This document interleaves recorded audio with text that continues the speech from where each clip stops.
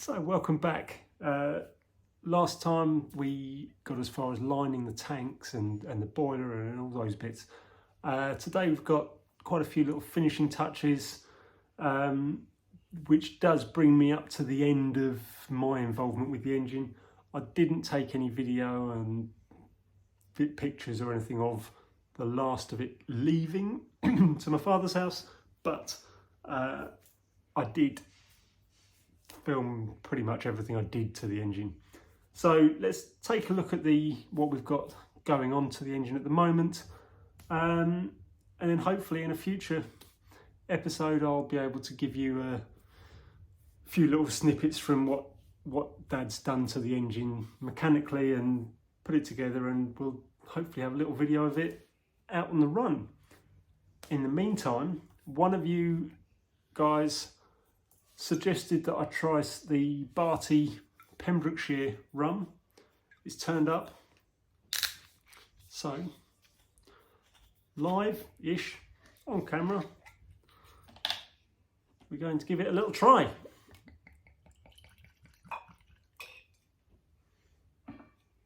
Freshly opened, not tried it yet.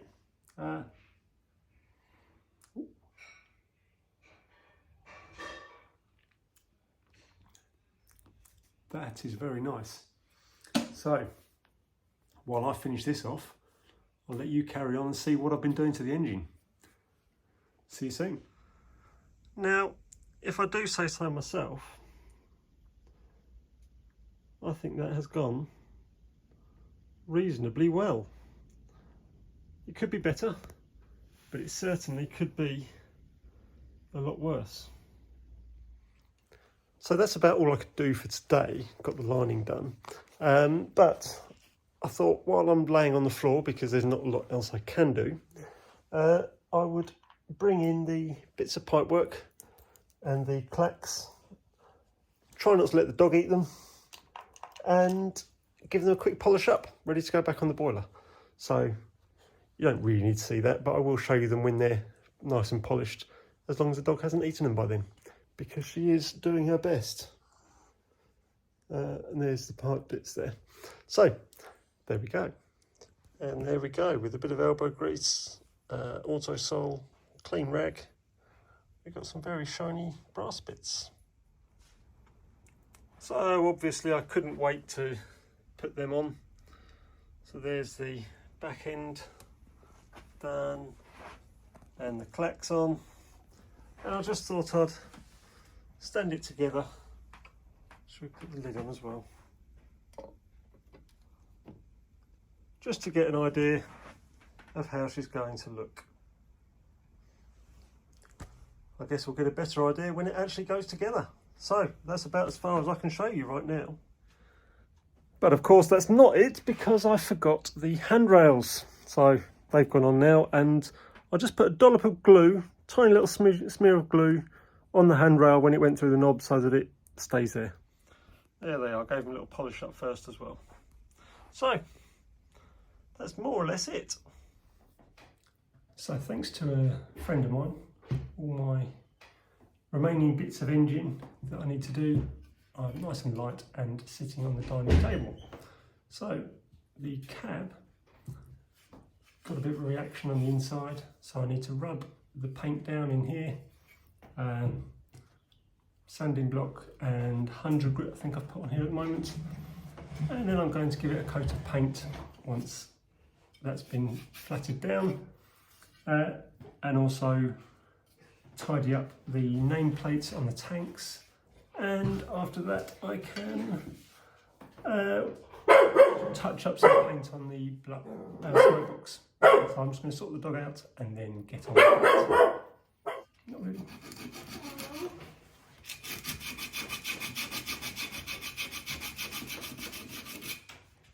The sanding block keeps it pretty flat.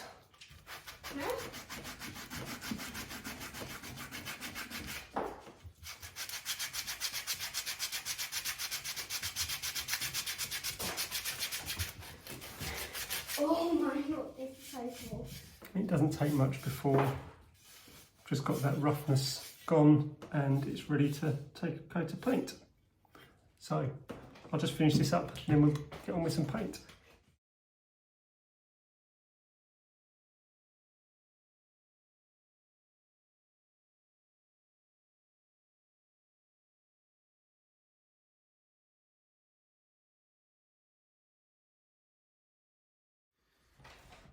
So with the cab painted and not ready for another coat yet, I thought I would turn my attention to the cleaning up of the nameplates on the tanks.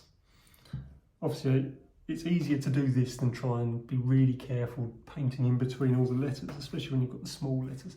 But I've got two techniques to try.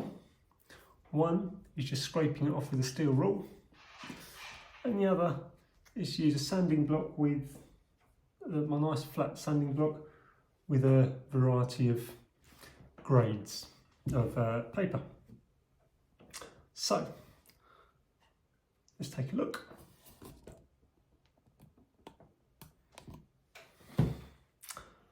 Like I say, if you've got some steel rule or something,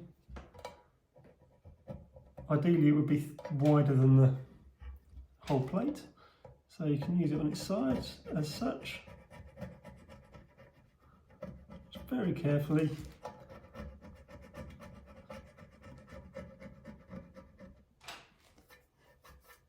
And that will clean up most of it.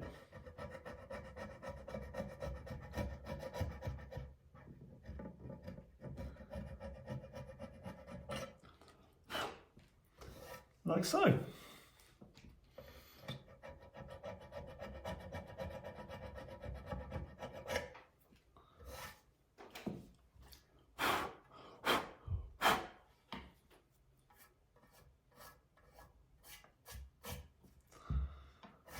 Next step with the sanding block. Now I did have lined up 100 grit. I think that's going to be a bit coarse now. So I'll start with 320. We'll see how we go with that.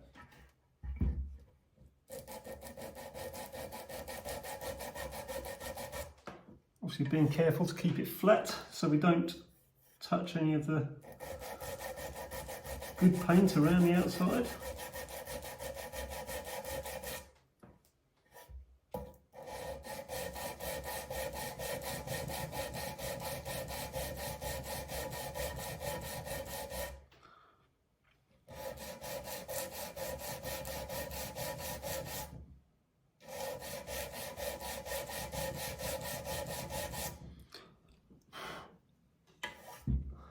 And there we go. That's come up lovely.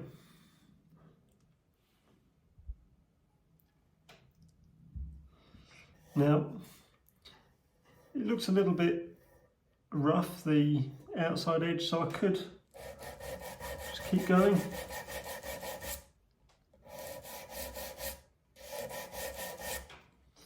That is always something that can be carried on later on if we're not happy with it. And I also had lined up here 1200 and 2000, so we'll just give the 2000 a go, see how it looks if we use a bit of this.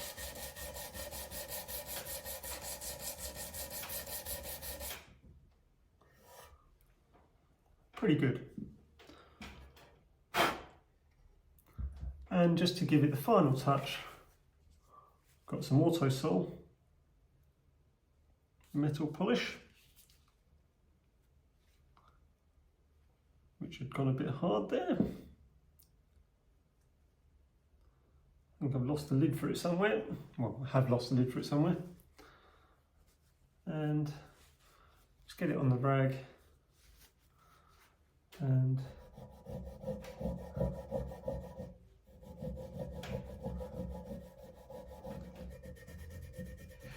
obviously Brasso would do the same thing. I'll just find the Autosol.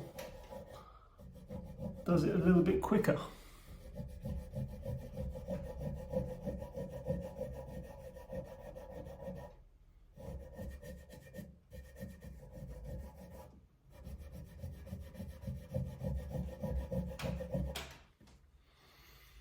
Then find a clean bit of the rag.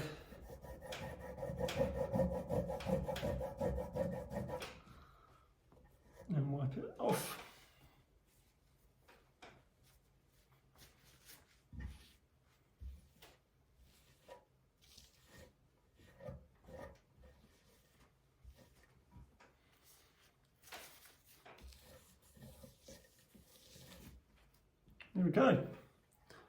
As easy as that. Now onto the other one and we can carry on.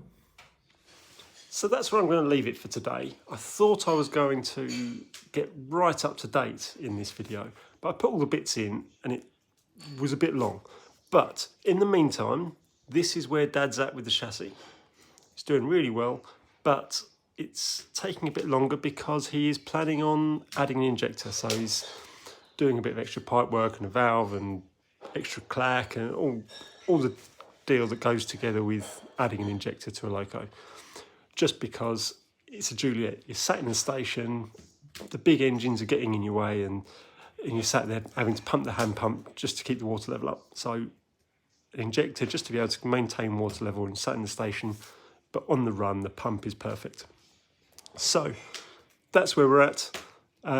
Come back next time and we'll finish off my bits here, and you never know, the engine might be finished at the other end. But thanks for watching, as always. So appreciative of everyone that takes the time to watch these, and I will see you soon.